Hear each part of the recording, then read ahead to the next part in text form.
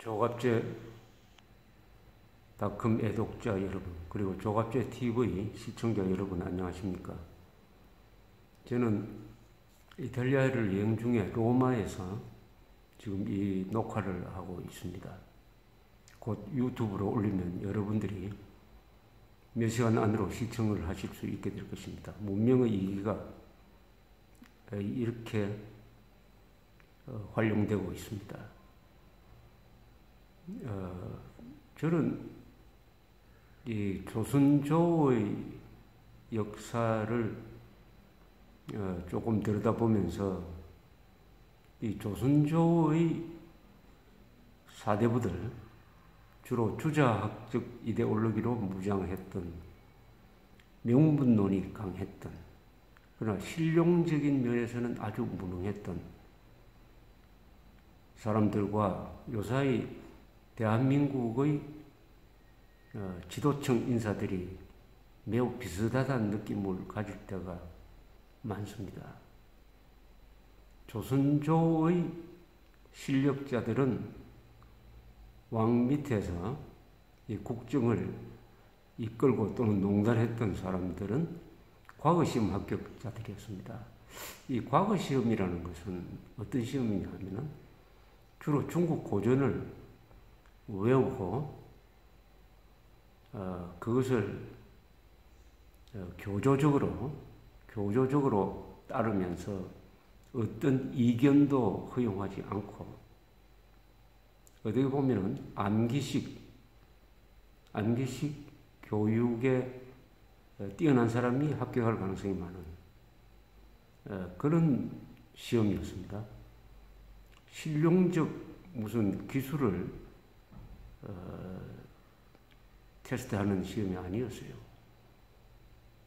그러다 보니까 자연히 과거의 학문, 과거의 지식에 능한 사람들이었습니다. 과거의 지식. 공자 시절, 명자 시절, 그리고 송나라 때, 원나라 때 소위 주자학 이론서 이런 것이 텍스트였죠. 그러니까 자연스럽게 이 엘리트들은 논쟁에서는 강한데 실무적인 일에는 굉장히 무능했습니다.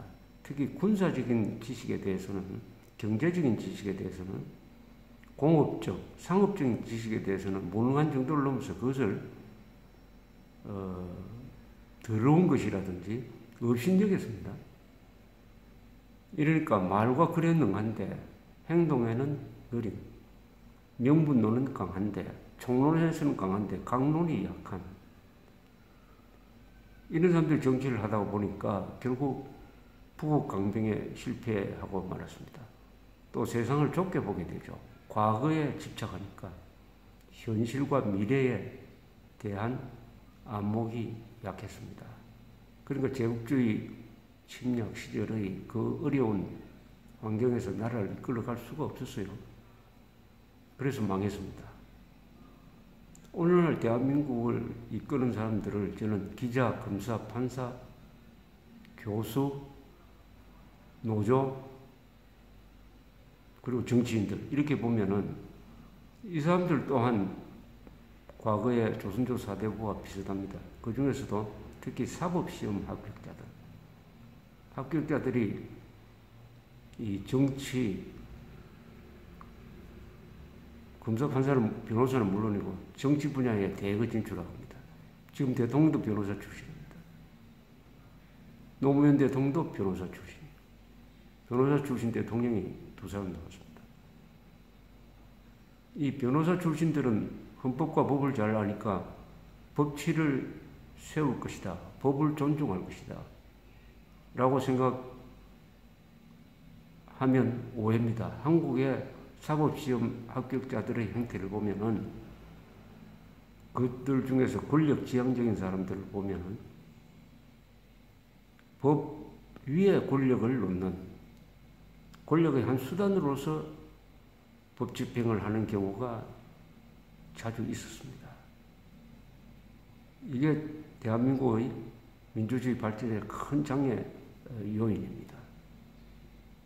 사법시험 합격자가 법을 존중해서 법으로 나라를 이끌지 않고 자신의 개인적인 야심이라든지 권력을 위해서 자기가 알고 있는 법 기술을 악용한다든지 팔아넘긴다든지 하는 일이 비일비재합니다. 그래서 한국의 법치는 아직도 권력에 종속되어 있습니다. 정치는 법을 만들지만은 그러나 법은 정치 위에 있어야 합니다. 법이 나라를 이끌고 가야 하는 것입니다. 그게 법치 민주주의 국가죠. 지금 대한민국에서 벌어지고 있는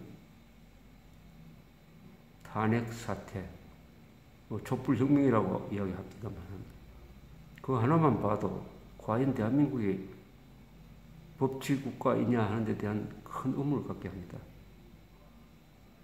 달아날 위험이 없는 주거가 확실한 전직 대통령을 구속해가지고 하루에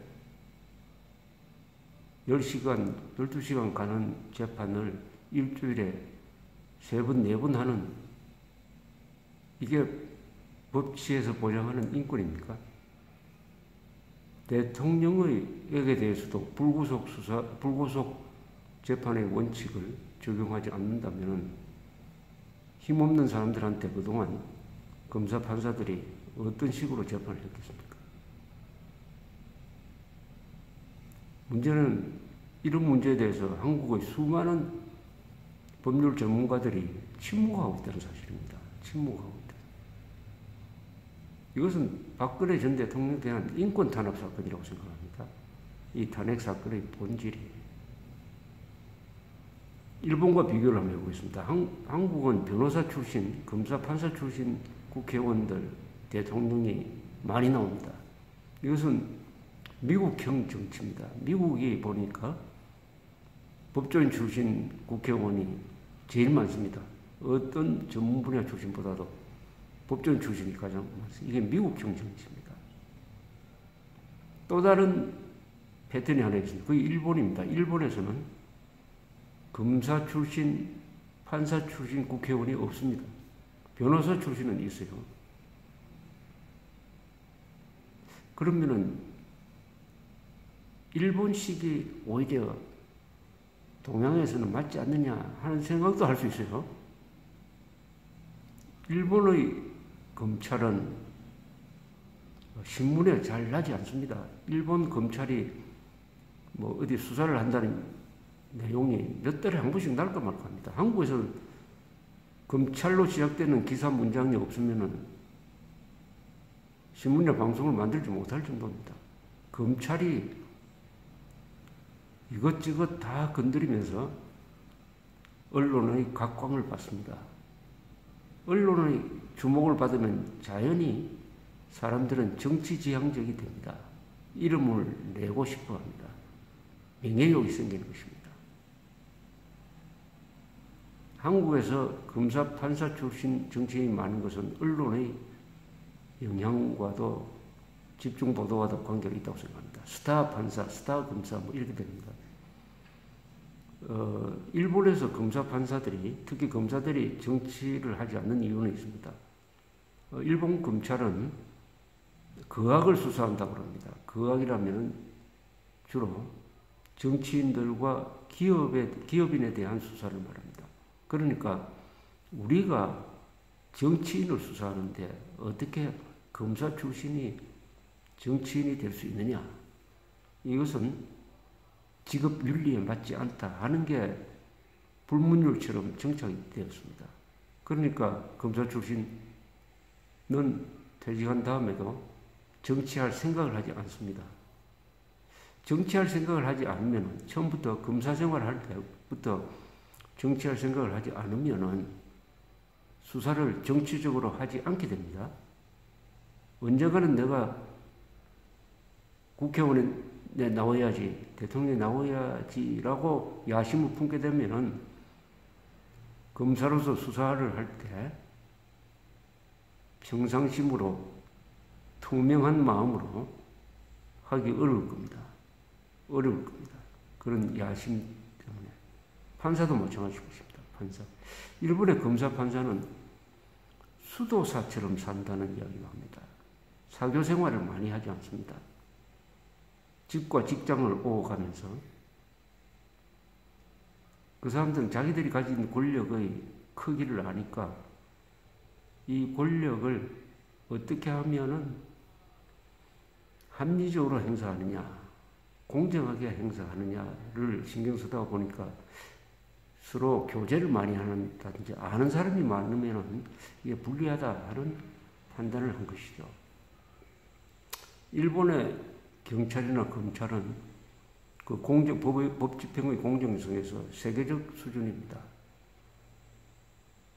일본을 민주주의 국가로 분류를 하는데 법치 민주주의 국가라고 저는 생각합니다. 법치가 앞서는 나라예요. 개인의 자유 이 부분에는 우리보다 못한 면도 있습니다. 그러나 법치는 일본이 우리보다 앞선다고 저는 봅니다. 그것은 판검사들이 정치와 선을 긋고 한계를 지은 것하고 관계 있지 않나 그렇게 생각합니다. 그렇다고 제가 앞으로 한국에서도 판검사 출신들이 국회의원 출마를 못하게 합시다 하는 무슨 법을 지금 만들자는 주장을 하지는 않습니다. 다만 한국에서 사법시험에 합격한 사람이 그 법 집행을 할 때 반드시 지켜야 될 원칙, 그것은 법 기술과는 좀 거리가 멀고 법 철학과 관계 있는 것이죠. 또 법 제도의 발전과 관계 있는 것이죠.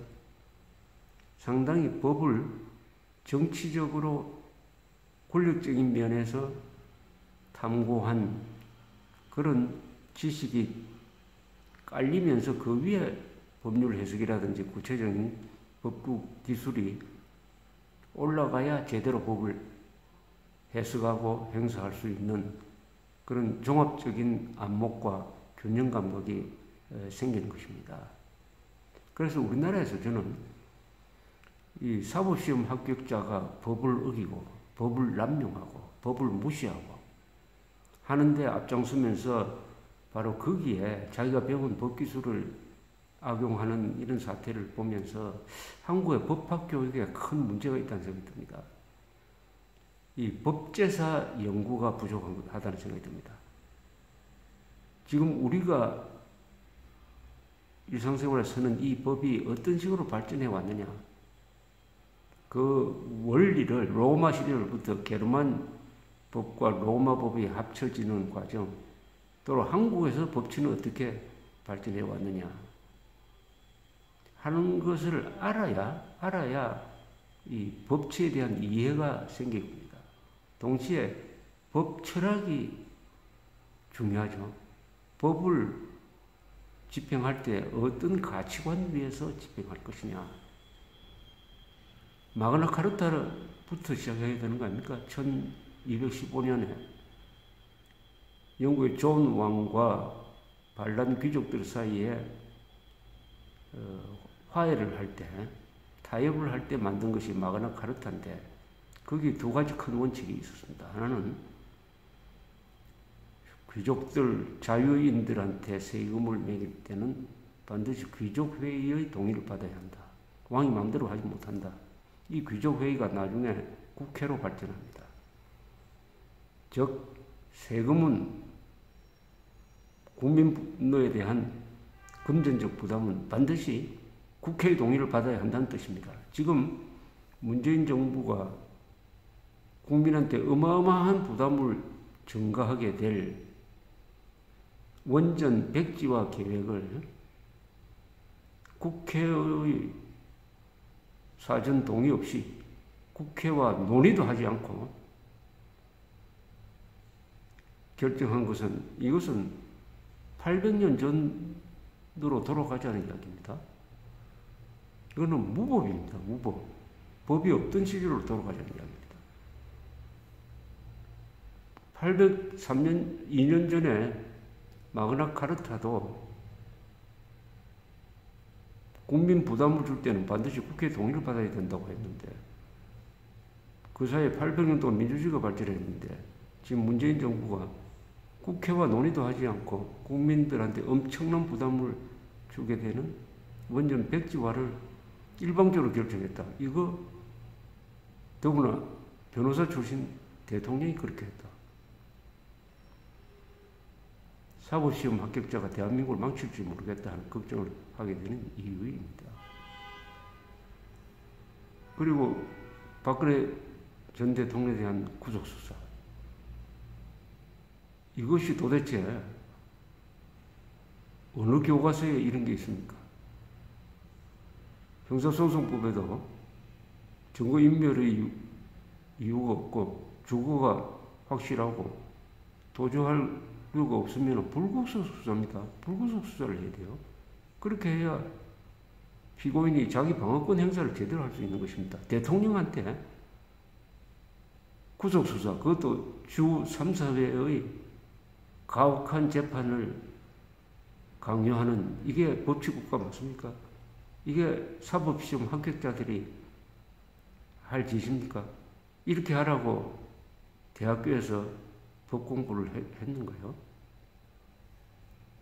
또 한국의 이 검사 판사들의 맹점 하나가 있습니다. 권력지향적인 거, 여론을 너무 의식합니다. 두 번째가 여론. 저는 이게 연관성이 있다고 봅니다. 권력지향적이기 때문에 언론을 의식을 하는 것입니다.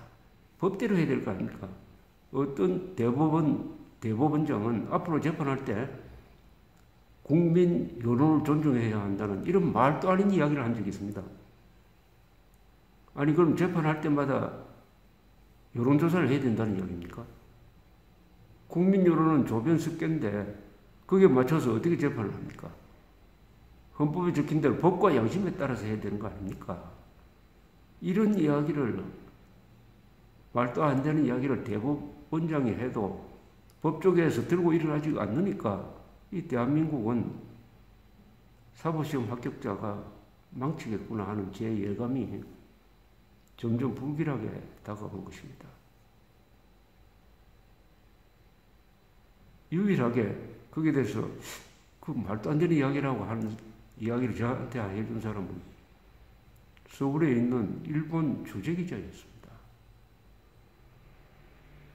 그래서 저는 우리 법학 교육을 제대로 해야 된다고 생각을 합니다. 김평우 변호사 같은 분이 주장하는 대로 법의 원칙인 고의성이 없으면 처벌할 수 없다. 실수를 가지고 인간을 형사처벌할 수는 없다. 하는 이런 이야기가 한국에서 생소하게 들린다는 것은 그동안에 한국의 법학교육과 법집행이 너무나 원칙에서 이탈되고 그 결과로서 개인의 자유를 침해했다는 증거가 아닌지 모르겠습니다.